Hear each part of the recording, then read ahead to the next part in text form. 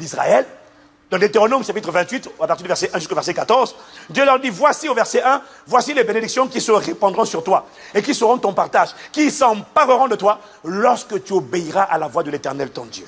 Tu seras béni à ton départ, béni à ton arrivée, béni dans la ville, béni dans les champs, béni, béni, béni, béni. Dieu dit, j'arrose.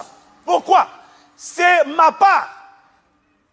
Par contre, à partir du verset 15 jusqu'au verset 66, maintenant Dieu change. Il dit, voici la liste des malédictions qui s'attacheront à toi, qui s'empareront de toi. Si tu transgresses les termes de l'alliance, il y a des pénalités, il y a des sanctions. Et ce sont ces pénalités, ces sanctions qu'on appelle des réclamations. Parce que lorsque l'alliance n'est pas respectée, la partie spirituelle qui est flouée par le manque, le non-respect des termes de l'alliance, a le droit de réclamer. Est-ce que quelqu'un me suit? Ah, si tu me suis, dis Amen. Amen. Par exemple, dans l'Ancien Testament et dans le Nouveau Testament, quand Dieu scelle une alliance avec toi, Dieu a des exigences. Il y a des choses qu'il attend de toi. Il dit, je déverse sur toi mes bénédictions, mais les choses que j'attends, il dit, tu seras saint comme je suis saint. Donc Dieu attend de toi la sainteté. Parce que tu n'as pas compris que l'alliance signifie que le supérieur, le spirituel, devient le propriétaire de l'humain. Le divin devient le propriétaire de l'humain dès lors que le sacrifice a été agréé, l'alliance a été scellée. Ça veut dire que tu ne t'appartiens plus. Tu ne peux plus faire ce que tu veux. Tu ne peux plus emmener ton corps là où tu veux et dire je fais ce que je veux. Ah non, non, non. Si tu fais ça, tu es en train de transgresser les termes de mon alliance. Et si tu transgresses les termes de mon alliance, alors des pénalités vont s'appliquer. Des sanctions vont venir. Pourquoi? Parce que tu as souillé le temple du Saint-Esprit.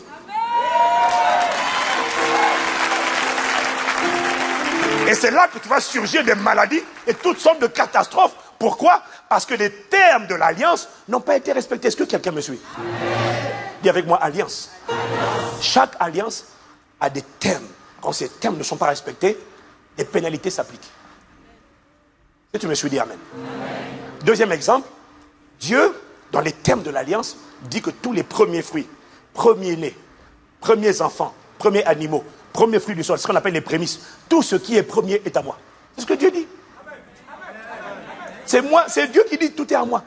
Et on a vu déjà ici à plusieurs reprises que Dieu réclame tout ce qui est premier parce que Dieu est le premier et que lui donner le premier salaire et dans chaque revenu, il y a les premiers 10% qu'on appelle la dîme ne sont pas à toi. Dieu a dit à Israël, il a dit tout premier-né m'appartient. Ça c'est Nombre chapitre 3 verset 13, Proverbe, oh il y en a tellement, Proverbe 3 verset 9, honore l'Éternel avec tes biens et avec les prémices, tout ce qui est premier dans ton revenu n'est pas à toi, c'est à Dieu. Pourquoi? Il est le premier. Quand tu lui donnes le premier, il bénit tout le reste. Si tu voles le premier, les pénalités s'appliquent à ton portefeuille.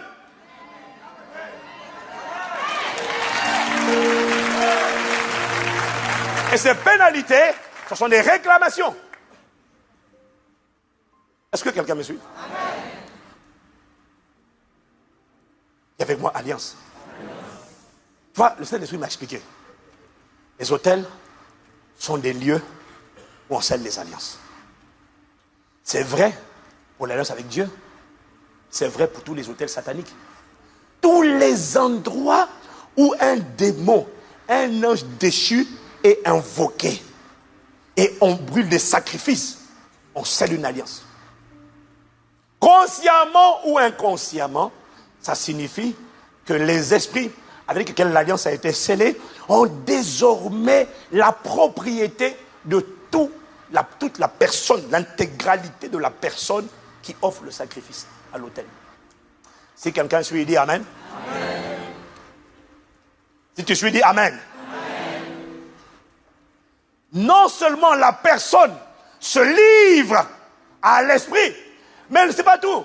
La personne livre à cette entité spirituelle, démon, quand ce n'est pas un autel divin, quand c'est un autel satanique, tu ne livres pas que toi. Nos ancêtres ne livraient pas que eux, mais ils livrent toutes les 4 prochaines générations qui ne sont même pas encore nées.